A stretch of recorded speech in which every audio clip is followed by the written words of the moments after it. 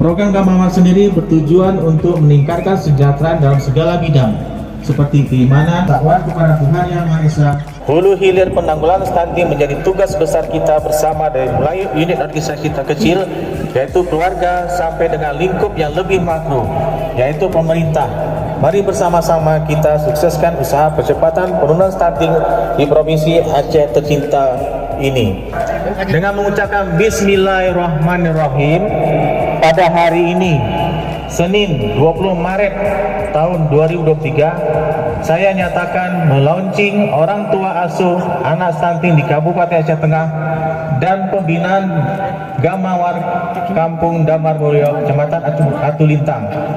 Mudah-mudahan kegiatan ini dapat berlangsung dengan sukses dan lancar, serta semoga Allah SWT senantiasa memberi petunjuk dan kekuatan kepada kita untuk memberikan yang terbaik bagi Kabupaten Aceh Tengah.